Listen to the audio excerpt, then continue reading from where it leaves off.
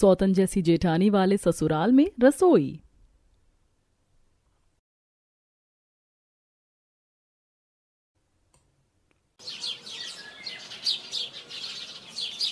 आपको शर्म नहीं आती? मेरे रहते हुए आपने दूसरी शादी कर ली और मेरे लिए सौतन लेकर आ गए। देख रहे हैं आप सब मेरे साथ कितनी ज्यादती हो रही है।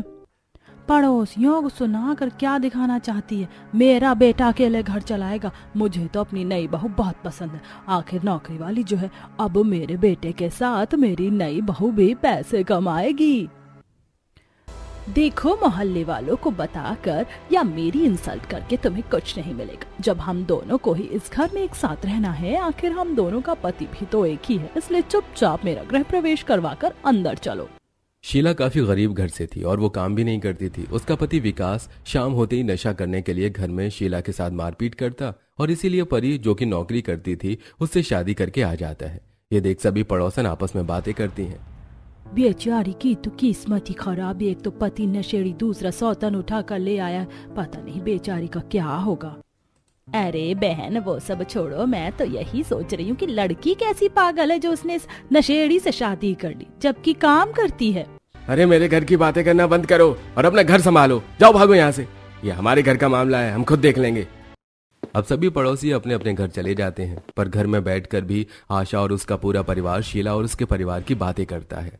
माँ, आंटी सच में कितनी गंदी है ना। शीला भाभी के साथ बिल्कुल सही नहीं हो रहा है। जब पूरा परिवार एक साथ बातें कर रहा होता है, तभी सुरेश के फोन पर पंडित जी का फोन आता है और सुरेश अपने घर वालों से कहता है, आकाश, रवि, बेटा शाम को हमें पंडित जी के घर जाना पड़ेगा। उनकी तबीयत ठीक नहीं है, इसलिए वो आ नहीं पाएंगे और उन्होंने रवि के लिए एक लड़की देखी है। अरे वाह, ये तो बहुत अच्छी बात है। अब मेरी भी देवरानी आएगी और मैं बनूंगी जेठानी। सुरेश की बातें सुनकर पूरा परिवार काफी खुश होता है और शाम को आशा अपने पति और बहू बेटे के साथ पंडित जी के घर जाती है, जहां वो लोग पंडित जी के साथ बैठते हैं और लड़की की फोटो देखकर इस रिश्ते के लिए हाँ कर देते हैं। माँ, मुझे तो रवि के लिए लड़की बहुत पसंद है। मैं तो कहता हूँ जल्द लड़की वालों के घर जाकर इस रिश्ते के लिए हाँ कर देते हैं। अगर आपको लड़की पसंद है तो मैं कल ही लड़की वालों से बात कर लेता हूँ और फिर हम रवि बेटे की चटमंगनी पर ब्याह करवा देंगे। अब पूरा परिवार रिश्ता पक्का करके घर आता है। समय गुजरता है और बहुत जल्द रवि का रिश्ता निशा नाम की लड़की से तय हो जाता है। देखते ही देखते शादी के दिन नजदीक आ जाते हैं और एक दिन जब घर के बाहर संगीत का फंक्शन चल रहा होता है तो शीला पूजा से मिलती है। पूजा, तुम तो बड़ी खुश लग रही हो। आखिर तुम्हारी देवरानी जो आने वाली है। मेरी तो जिंदगी में पता नहीं कौन सा ग्रहण लग गया है। नाम तो मेरी सौतन का परी है, पर उसने मेरी जिंदगी नरक बना कर रखी है। काश कि मेरी भी तुम्हारे जैसी एक अच्छी सी जेठानी होती। सौतन से तो लाख गुना अच्छी होती है जेठानी। ऐसा क्यों बोलती हो? मैं तो कहती हूँ अपने पति की माँ और सौतन के अत्याचार सहना बंद करो और तुम भी नौकरी करना शुरू करो। नौकरी करोगी तभी तुम्हारे घर में इज्जत होगी। मैंने भी यही सोचा था। कुछ दिन फैक्ट्री गई थी काम करने के लिए, पर मेरी सास ने मुझे वो भी नहीं करने दिया और जो पैसे मैंने फैक्ट्री से कमाए थे वो मेरी सौतन और पति ने मुझसे छीन लिए। मेरा तो दिल ही नहीं करता उस घर में रहने का। नौकर बना रखा है मुझे तो। जब शीला पूजा को अपने दुख बताती है तो पूजा को उसके लिए काफी बुरा लगता है। इसी तरह एक हफ्ता बीत जाता है और निशा शादी करके अपने ससुराल आती है और आज ससुराल में उसकी पहली रसोई होती है, जिसमें उसने कई तरह के पकवान बनाए होते हैं और सभी घर वाले उसके हाथों का पकवान खाकर उसकी तारीफ करते हैं। अरे हमारी छोटी बहू के हाथों में तो बड़ी बहू से ज्यादा स्वाद है। भाभी, कमाल कर दिया आपने खाना बनाने में। ऐसा लग रहा है जैसे कि हम होटल का खाना खा रहे हैं। सुनिए जी, अब आप क्या खाना ही खाते रहेंगे या बहू को उसकी पहली रसोई का कुछ नेक भी देंगे? बहू रुको, मैं अभी तुम्हारे लिए अपने सोने के कड़े लेकर आती हूँ जो मैंने खास अपनी छोटी बहू के लिए संभाल के रखे हैं। और ये मेरी तरफ से 5,000 रुपए, तुम्हारी पहली रसोई का शगुन। सुरेश अपनी नई बहू को 5,000 रुपए और आशा अपनी बहू को अपने सोने के कड़े देती है, जो देख पूजा को काफी बुरा लगता है। ठीक है, मेरी देवरानी मुझसे ज्यादा अच्छा खाना बनाना जानती होगी, पर ये तो सरासर नाइंसाफी है मेरे साथ। मेरी पहली रसोई में पापा जी ने मुझे 1,000 रुपए और माँ जी ने मुझे सिर्फ चांदी की पायल दी थी और निशा को इतना सब कुछ, जबकि देवर जी ज्यादा कमाते भी नहीं है। इस घर का खर्चा भी मेरे पति के कंधों पर है। अपने सास ससुर का भेदभाव देखकर पूजा को बुरा लगता है, पर वो कुछ नहीं बोलती। इसी तरह 2 दिन बीत जाते हैं और एक दिन आशा घर के बाहर सब्जी लेती अपनी पड़ोसन से बातें कर रही होती है। क्या बात है आशा बहन, आजकल नजर नहीं आती तुम। लगता है नई बहू ने घर से बाहर निकलना बंद कर दिया तुम्हारा। अब तो आशा बहन पहले से मोटी भी हो गई, लगता है छोटी बहू के हाथ का कुछ ज्यादा ही खा रही हो। सही कहा तुमने, छोटी बहू के हाथों का खाना तो खा ही रही हूँ मैं ज्यादा। आखिर मेरी छोटी बहू खाना ही इतना अच्छा बनाती है। मेरी छोटी बहू बड़ी बहू से ज्यादा गुणी है। मैं तो खुशकिस्मत हूँ जो मुझे इतनी अच्छी बहू मिली। आशा तुम तो ऐसे कह रही हो जैसे कि तुम्हारी बड़ी बहू कुछ करती ना हो। ऐसा नहीं है, पर मेरी बड़ी बहू से ज्यादा गुणी संस्कारी मेरी छोटी बहू है। मुझे तो लगता है मेरे बुढ़ापे का सहारा भी हमारी छोटी बहू ही बनेगी। जब आशा अपनी पड़ोसियों से बात कर रही होती है तो पूजा अपनी सास की सारी बातें सुन लेती है और एक बार फिर उसे गुस्सा आ जाता है और वो मुंह बनाते हुए अंदर जाती है, जहां निशा सोफे पर बैठी अपनी जेठानी से कहती है, दीदी शाम होने को है, माँ जी तो बाहर है, आप ही बता दो आज खाने में क्या बनाऊं। मैं कुछ भी बोलूंगी तो माँ जी को पसंद नहीं आएगा, इसीलिए तुम माँ जी से ही पूछकर उनकी पसंद का खाना बनाना। नाराज पूजा मुंह बनाकर अपने कमरे में चली जाती है और निशा अकेले खाना बनाने जाती है। भाभी आप अकेले आज रसोई में काम कर रही हैं, अगर मेरी हेल्प चाहिए तो बता दीजिए, मैं करवा दूंगी। वैसे बड़ी भाभी कहाँ है? पता नहीं जेठानी जी को क्या हुआ है। मैंने उनसे पूछा क्या बनाना है खाने को, तो नाराज होकर अपने कमरे में चली गई और तब से अपने कमरे में ही है। अच्छा मैं देख कर आती हूँ। काजल अपनी भाभी से मिलने के लिए उनके कमरे में जाती है। भाभी आप अपने कमरे में आराम से बैठिए, नीचे छोटी भाभी अकेले खाना बना रही है, उनकी मदद करवा दो। काजल मेरे सिर में दर्द हो रहा है, अब क्या मैं कुछ देर आराम भी नहीं कर सकती? हाँ हाँ भाभी क्यों नहीं, मुझे पता नहीं था, आप आराम कर लो, मैं मदद करवा देती हूँ। इतना बोलकर काजल खुद मदद करवाने के लिए रसोई में जाती है। इसी तरह 2 दिन बीत जाते हैं और जब विनोद और आशा की हल्की हल्की तबीयत खराब होती है तो निशा उनकी काफी अच्छे से देखभाल करती है। ऐसे ही एक दिन परिवार टीवी देखते हुए, माँ जी आपकी दवाई का समय हो गया है, आप जल्दी से खाना खा लो, मैं आपकी दवाई लेकर आ रही हूँ। और पापा जी मैं आपके लिए सूप बना कर लाई हूँ, आपको कुछ दिनों से कोल्ड है ना, इसे पीने से आपका जुकाम ठीक हो जाएगा। बहू तुझे हम सब का कितना ख्याल रहता है, हम सब टीवी देख रहे हैं और तू अकेले इतना सारा काम कर रही है। बड़ी बहू थोड़ी छोटी बहू के कामों में मदद करवा दिया करो। अरे ये तो एक नंबर की कामचोर है, ये क्या ही मदद करवाएगी। देवरानी आ गई है तो ये क्यों भला काम करने लगी। काम के नाम से तो इसे ऐसे ही बुखार चढ़ जाता है। देख लेना जी, आप हमारे बुढ़ापे का सहारा तो हमारी निशा बहू और रवि बेटा ही बनेंगे, भले ही रवि आकाश से कम कमाता है। घर खर्च मेरे पति चला रहे हैं, अभी मेरी देवरानी को आए 1 महीना भी नहीं हुआ और माँ जी को पहले ही पता चल गया कि बुढ़ापे का सहारा कौन बनेगा। देवरानी के आने से पहले पिछले 2 साल से जो मैं उनकी सेवा कर रही हूँ, ये सब नजर नहीं आया। अगर मैं कुछ करती ही नहीं उनकी नजरों में तो फिर ठीक है, अब से मैं घर के कोई काम नहीं करूंगी, संभालेगी अकेली इनकी लाडली बहू पूरा घर। अपने सास ससुर का भेदभाव और उनकी बातें सुनकर पूजा की चिढ़ और बढ़ जाती है और गुजरते समय के साथ पूजा अपनी देवरानी से चिढ़ने लगती है।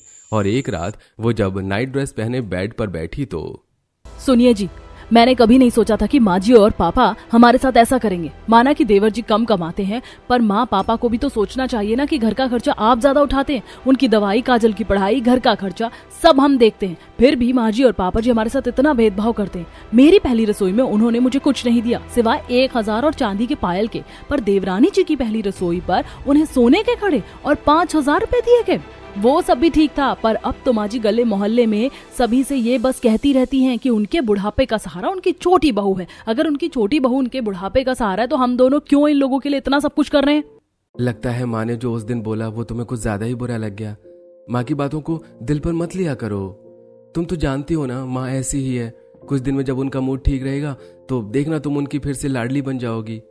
आकाश पूजा की बातों पर ज्यादा ध्यान नहीं देता और उसे भी चीजों को इग्नोर करने की सलाह देता है, पर गुजरते समय के साथ पूजा की चिढ़ अपनी देवरानी को लेकर बढ़ती ही जाती है। ऐसे ही एक दिन जब दोनों देवरानी जेठानी काम कर रही होती हैं तो चाय लेकर पूजा अपनी सास के कमरे में जाती है, जहां वो बाहर खड़े होकर बेड पर बैठे अपने सास ससुर की बातें सुनती है।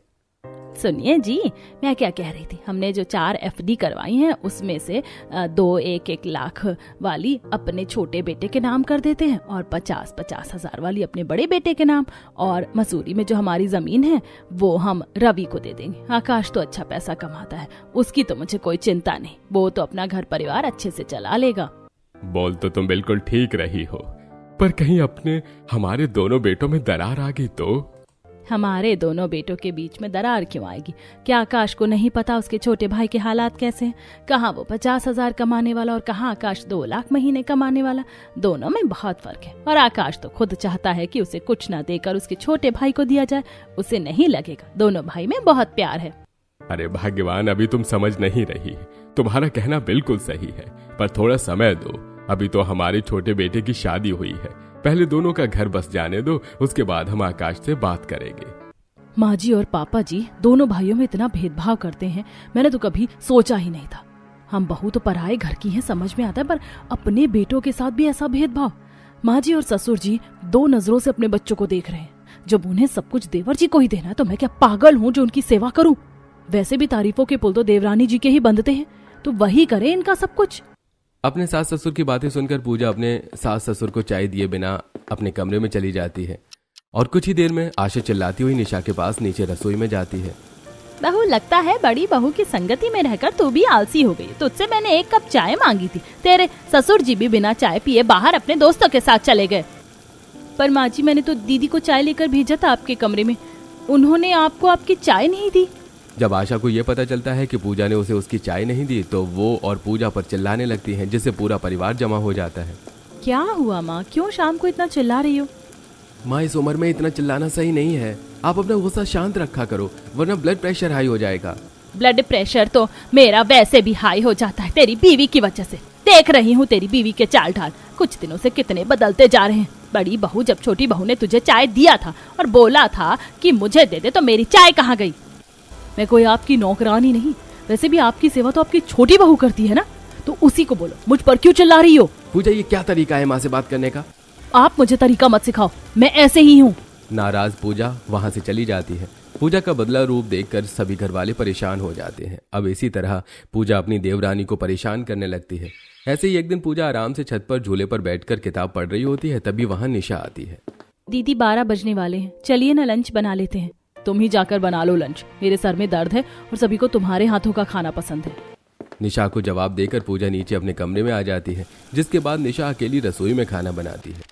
कुछ देर में शीला चोट पर लगाने वाली ट्यूब लेने के लिए आशा के घर आती है और निशा से बात करती है। अरे बहन, तुम्हें तो काफी चोट लगी है, मैं इस पर पट्टी कर देती हूँ। सिर्फ इस दवाई को लगाने से तुम्हारे हाथों की चोट ठीक नहीं होगी। कितनी पट्टी करोगी? मेरे पूरे शरीर में तो चोट ही है। जिसकी सौतन हो उस इंसान का यही हाल होता है। सौतन से अच्छी जेठानी होती है, लड़ती झगड़ती है पर साथ रहती है, पर जिसकी सौतन होती है उसका मेरे जैसा हाल होता है। तुम किस्मत वाली हो जो तुम्हें इतनी अच्छी जेठानी मिली।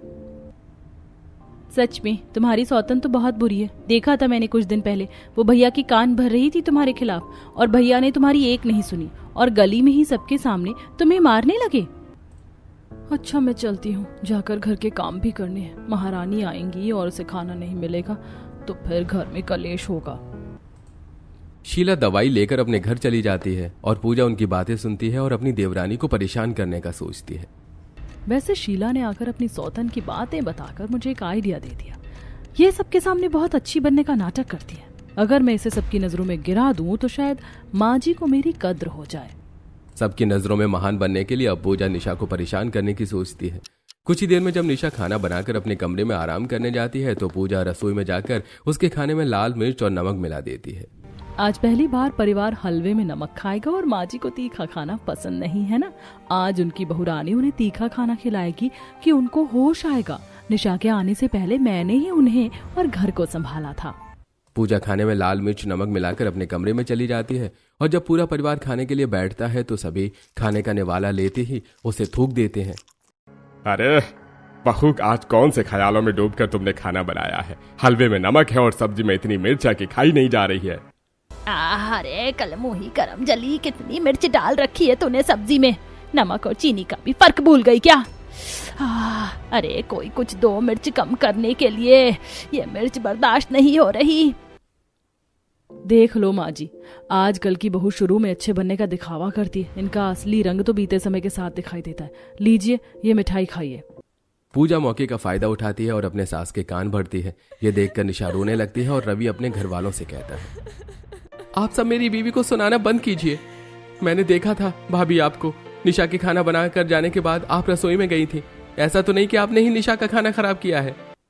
ये सही है, बीवी की गलती छुपाने के लिए भाभी पर ही इल्जाम लगा दो। अब क्या खाने के वक्त हमारे घर में रोज कलेश ही होगा? कभी कभी खाना खराब बन जाता है। कोई बात नहीं बहू, रोना बंद करो, आज हम बाहर खाने चलते हैं। छोटी बहू थी तो बात को जाने दिया। अगर यही गलती मुझसे हुई होती तो पूरा परिवार मुझे खाने को दौड़ जाता। अब खाना खराब होने की वजह से पूरा परिवार बाहर रेस्टोरेंट में खाने के लिए जाता है। कभी कभी खाना भी खराब होना अच्छी बात है, इसी बहाने आज हमें बाहर का खाने को तो मिला। हाँ वो तो है काजल, पर देखो ना, गलती देवरानी जी ने की और पैसे मेरे पति के जेब से जा रहे हैं, क्योंकि देवर जी तो इतना कमाते नहीं है कि पूरे परिवार को 5 स्टार होटल में खिला सके। पूजा अपने देवर देवरानी को ताने देती है और कोई कुछ नहीं बोलता। इसी तरह कुछ दिन बीत जाते हैं और पूजा निशा को परेशान करने का कोई मौका नहीं छोड़ती।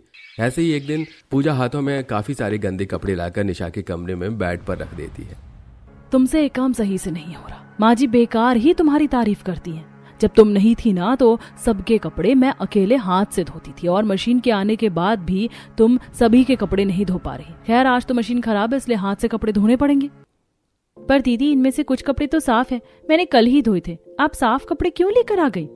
इन्हें तुम साफ बोलती हो, मैं तुम्हें दिखाऊंगी साफ कपड़े किसे बोलते। फिलहाल इन्हें साफ करो, मेरे हाथों में दर्द है, मैं तुम्हारी मदद नहीं कर पाऊंगी। निशा पूजा की इज्जत करती थी, इसीलिए वो उससे ज्यादा सवाल जवाब नहीं करती और सारे गंदे कपड़े छत पर ले जाकर अकेले हाथों से धोने लगती है। तभी शीला छत पर कपड़े डालने आती है और निशा को देख, अरे निशा तुम अकेले इतने सारे कपड़े धो रही हो, तुम्हारी तो जेठानी भी है, उससे बोलो तुम्हारी मदद करवा देगी। मेरी तो सौतन है, वो तो बस मुझे परेशान करना चाहती है। मेरी जेठानी भी सौतन से कम नहीं है। मैं तो कहती हूँ मेरी जेठानी से अच्छी तुम्हारी सौतन है। कम से कम जब तुम बीमार होती हो तो वो काम तो करती है। वो तो इसलिए करती है ताकि मैं जल्दी ठीक हो जाऊं और फिर से घर के काम करूं। वैसे सौतन से बुरी कोई नहीं, जेठानी तो बहुत अच्छी होती है, और तुम्हारी जेठानी तो सच में अच्छी है। एक दिन मेरी जेठानी के साथ बैठ कर देखो, उसकी अच्छाई पता चल जाएगी। शीला कपड़े डालकर वहां से चली जाती है। इसी तरह कुछ दिन और बीत जाते हैं और एक दिन जब निशा पूरे घर में पोछा लगा रही होती है तो जानबूझकर पूजा दुकान जाती है और गंदी चप्पल लेकर घर में आती है जहां निशा पोछा लगा रही थी। दीदी आप क्या कर रही हो? घर सूखा भी नहीं था, मैं अभी पोछा लगा रही हूँ और आप कीचड़ वाली चप्पल लेकर घर में आ गई। देखो आपके पूरे पैर के निशान छप गए हैं। हाँ तो मैं तुम्हारा पोछा लगने का इंतजार करूं और घर के बाहर खड़ी रहूं? पूजा भाभी, निशा भाभी के कहने का वो मतलब नहीं था, उन्होंने अभी अभी पोछा लगाया था, 2 मिनट रुक जाती। क्यों काजल, मैं भी तो पहले घर के काम करती थी, पोछा लगाती थी, तब तो कोई नहीं रुकता था। और अगर मेरे बाहर जाने से और घर में आने से सबको इतनी ही दिक्कत हो रही है ना, तो अब से मैं बाहर से कोई सामान नहीं लेकर आऊंगी। निशा अब से तुम मार्केट भी जाना। पूजा सारा सामान टेबल पर रखकर अपने कमरे में मुंह बनाकर चली जाती है। ये देखकर काजल को काफी बुरा लगता है और वो अपनी भाभी से कहती है, पता नहीं भाभी को क्या हो गया है, कुछ महीने से वो अलग ही बर्ताव कर रही हैं। कुछ नहीं हुआ, उन्हें अच्छा लगता है मुझे परेशान करने में। ऐसी जेठानी से अच्छी शीला की सौतन है। कौन कहता है कि सौतन बुरी होती है? मेरी जेठानी किसी सौतन से कम नहीं है, कोई मौका नहीं छोड़ती मुझे परेशान करने का। एक काम खुद करती थी, अब वो भी उसने मेरे सर मर दिया। इतना बोलकर निशा पोछा लगाना छोड़कर पहले रसोई का सारा सामान रसोई में रखकर आती है और उसके बाद दोबारा से पोछा लगाती है और ये देखकर पूजा को काफी अच्छा लगता है। इसी तरह समय गुजरता है और आए दिन पूजा निशा को परेशान करती है, जिससे परेशान होकर अब निशा भी अपने पति से कमरे में बैठकर अपनी जेठानी की शिकायत करती है। मैं परेशान हो गई हूँ आपकी भाभी से, ऐसा कोई मौका नहीं होता कि वो मुझे परेशान न करे। आप माँ जी और पापा जी से बात कीजिए और हम दोनों के बीच का काम बंटवा दीजिए। मैं अकेले इतना सारा घर का काम नहीं कर सकती, मुझे और भी बहुत काम होते हैं। निशा जरूर कोई बात है, तभी भाभी तुम्हें परेशान कर रही हैं, वरना भाभी बहुत अच्छी हैं। और मैं किस मुंह से माँ से काम बांटने की बात कहूँ? पूरा घर का खर्चा भैया ही संभालते हैं, क्योंकि मैं जो कमाता हूँ वो सारे पैसे तो इधर उधर की चीजों में और हमारी किस्तें भरने में खत्म हो जाती हैं। रवि की बात सुनकर निशा का मुंह बन जाता है। ऐसे ही एक दिन निशा की तबीयत थोड़ी खराब होती है, जिस वजह से वो सही से घर के काम नहीं करती और पूजा गंदा घर अपनी सास को दिखाते हुए कान भरती है। देखिए माँ जी, लग रहा है आज देवरानी जी ने घर में झाड़ू भी नहीं लगाया, ऊपर पौधे भी सूख चुके थे, मैं पानी देकर आई हूँ। कल जो कपड़े तार पर रखे थे वो भी उतार कर मैं इस्त्री कर रही हूँ। जो लड़की घर के काम नहीं कर सकती, आप उससे उम्मीद पाल कर बैठी हैं कि वो आपके बुढ़ापे का सहारा बनेगी? आप मुझे बताओ, आपके बुढ़ापे का सहारा कैसे बनेगी? देवर जी तो अच्छा कमाते भी नहीं है और ना ही वो नौकरी बदलना चाहते हैं। कितनी बार आकाश जी ने बोला है कि ये कंपनी छोड़कर उनकी कंपनी में लग जाए, पर नहीं, इन पति पत्नी को किसी की सुननी कहाँ है। दीदी अगर आपको घर इतना ही गंदा लग रहा है तो आप साफ कर दो। आज मेरी तबीयत ठीक नहीं है, इसीलिए मैंने घर के काम नहीं किए। पर आपको देखो, सिर्फ अपनी साड़ी प्रेस कर रही हूँ और माँ जी के कान भर रही हूँ। पता नहीं आपको मुझसे क्या दुश्मनी है। देख रही हूँ माँ जी देवरानी जी को, आए अभी ससुराल में 1 साल भी पूरा नहीं हुआ और 6 महीने के अंदर मुझे उल्टा जवाब देना सीख गई हैं। रहने दे पूजा बहू, जब से छोटी बहू आई है तब से तेरे भी हाव भाव बदल गए। मुझे नहीं दिखता क्या कि तू उसे कैसे परेशान करती है? और आज बहू की तबीयत ठीक नहीं है इसलिए काम नहीं हुआ, वरना वो काम बहुत अच्छा करती है। निशा की तबीयत खराब होने की वजह से आशा पूजा को ही सुना देती है और ये देखकर पूजा मुंह बनाकर अपने कमरे में चली जाती है। ऐसे ही एक दिन निशा रसोई का सामान लेने के लिए मॉल जाती है, जहां उसकी मुलाकात उसकी दोस्त से होती है। अरे निशा, तू यहाँ कितने दिनों बाद मिली है? शादी के बाद तो तू भूल ही गई हमें। अरे यार क्या बताऊं, घर में इतने काम होते हैं कि फुर्सत ही नहीं मिलती। तुझे घर के कामों से फुर्सत नहीं मिलती? अरे तेरी तो जेठानी है फिर भी। अरे यार जेठानी की तो बात ही मत कर, मेरी जेठानी सौतन से कम नहीं है। इससे तो अच्छा मेरी एक सौतन होती। अरे बाप रे बाप, तेरी जेठानी इतनी बुरी है। अब निशा सारी बात अपनी दोस्त को बताती है, जिसे सुन। सच में यार, तेरी जेठानी तो बड़ी खतरनाक है, बच के रहना। इस तरह दोनों दोस्त एक साथ शॉपिंग करके घर के लिए निकलती हैं और जब निशा घर आती है तो वो देखती है कि शीला को उसका परिवार और सौतन मारते हुए घर से निकाल रहे हैं। अरे क्यों बेचारी को घर से निकाल रही हो? कहाँ जाएगी वो? कहीं भी जाए हमारी बला से हर दूसरे दिन बीमार हो जाती है और मेरे सारे पैसे इसके इलाज में लग जाते हैं। इसने तो मुझे अपना गुलाम बना लिया है। बेचारी को मारोगे, खाने को नहीं दोगे तो बीमार तो पड़ेगी ही ना। शीला बहू, इनके हाथ पैर जोड़ने से अच्छा है कि तू कहीं अकेले ही रह, चली जा यहाँ से। सही कह रहे आप सब। इस घर में घुट घुट के बढ़ने से तो अच्छा है कि मैं अकेले अपने हिसाब से अपनी जिंदगी जीऊं। पहले मुझे ये लगता था कि मैं कहाँ जाऊंगी, क्या करूंगी, पर अब मैंने सोच लिया है कहीं भी चली जाऊं पर यहाँ नहीं रुकूंगी। बेसहारा शीला को देखकर निशा को उसके लिए काफी बुरा लगता है और शीला पड़ोसियों को समझाने पर अपने पति का घर छोड़कर वहां से चली जाती है। तो वहीं शीला के घर का कलेश देखकर सुरेश और आशा डर जाते हैं और अपने कमरे में बैठकर बात करते हैं। तभी काजल भी अपनी माँ से बात करने के लिए आती है और अपने माता पिता की बात सुनती है। कुछ दिनों से बड़ी बहू का रवैया मुझे ठीक नहीं लग रहा है। वो भी शीला की सौतन की तरह कोई बड़ा कदम उठाए उससे पहले वकील को बुला लेते हैं और जीते जी सब कुछ अपने छोटे बेटे के नाम कर देते हैं, ताकि वो कल को मेरे छोटे बेटे बहू के साथ कुछ गलत ना कर सके। मैंने फोन किया है वकील को, वो अगले हफ्ते आएंगे। अभी कहीं बाहर गए हैं, एक हफ्ता सब्र रखो। अपने माता पिता की बात सुनकर काजल बड़ी हैरान और परेशान होती है। भाभी की इस हरकत की वजह से माँ कितना गलत फैसला लेने जा रही है, मुझे भाभी को समझाना चाहिए। काजल अपनी बड़ी भाभी को समझाने के लिए उनके पास जाती है और उनकी भी बातें कमरे के बाहर से सुनती है। सुनिए जी, मैंने पापा जी को वकील से बात करते देखा था। अगले हफ्ते वकील जी घर आ रहे हैं। मैं नहीं जानती कि वो लोग वकील को क्यों बुला रहे हैं, पर मैं आपको बता रही हूँ, माँ जी और पापा जी सब कुछ रवि और निशा के नाम करना चाहते हैं। आप खुद सोचो ना, जब हमारे माता पिता ही हमारे सगे नहीं है तो हम उनके लिए इतना क्यों सोचे? हमें खुद ही सब कुछ करना है तो हम क्यों इस घर में रहें? वो हमें निकाले, इससे अच्छा है कि हम खुद शांति से चले जाते हैं। कहीं माँ जी हमारा हाल भी शीला की तरह ना कर दे, वैसे ही उन्हें हमारी कदर नहीं। भाभी, आप हमसे अलग होने की बात कर रही हो, पर क्यों? मैं माँ को समझाऊंगी, क्योंकि मुझे समझ में आ गया है आप क्यों छोटी भाभी को परेशान कर रही हैं और क्यों कुछ महीनों से आपका बर्ताव इतना बदला हुआ है। ऐसे फैसला लेने से कुछ नहीं होता, हमें एक दूसरे से बात करनी चाहिए। तुम क्यों बात करोगी काजल? तुम्हारी कोई सुनने वाला नहीं है और मैंने बिल्कुल सही फैसला लिया है। माँ जी को तो मेरी कदर ही नहीं है। जब हम लोग अलग हो जाएंगे तब माँ जी को मेरी कदर होगी।